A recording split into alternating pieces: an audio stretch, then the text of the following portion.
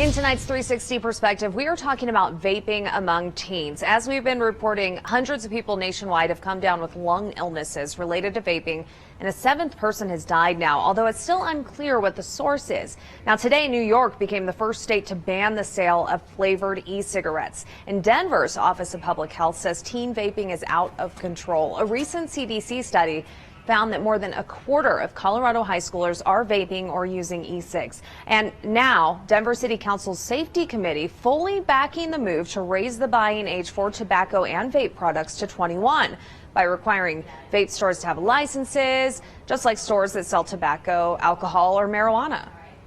It's of great concern to us, given the usage rates that have skyrocketed in the last 2 or 3 years. About 95% of lifelong smokers started before they were the age of 21. So it's more likely for someone that's 18 to be spending time with someone that's 16 or even younger than that, because they might even be still in high school.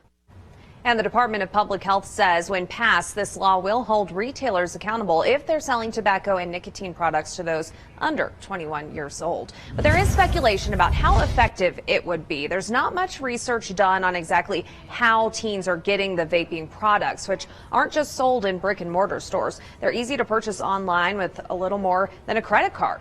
One Denver vape shop owner argues raising the age limit could push tobacco sales to the streets or the internet. I don't agree with it. I don't think it's going to really stop anything. If anything, it's going to create more of a black market. One man says he's living proof that raising the age to buy products works as a deterrent. Logan Manfredi was a young smoker living in New York when they raised the age to buy cigarettes. He says it eventually led him to quit, despite the argument at the time that he's still old enough to vote and fight for our country.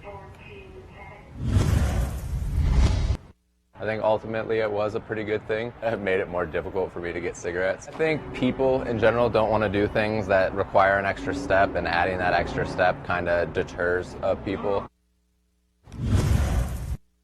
We need a change. We need these products out of the hands of our kids, and we got to do it together because our kids deserve more than to just be the guinea pig generation. Parents like Ruby Johnson, they're speaking out in favor of raising the age to buy vape products. She says her daughter Piper nearly died from an e-cigarette addiction. Like many other parents, Ruby believes the vaping industry markets to young people. Denver would not be the first to raise the minimum age. As we've reported before, more than 500 cities, 17 states have already raised the age. The Denver proposal goes to full city council for a first vote a week from tonight. The New York ban is in effect right now. And last week, the Secretary of Health and Human Services announced the Trump administration is working on a federal ban on flavored e-cigarettes. If you have an idea for a future 360 perspective, email 360@KOAA.com.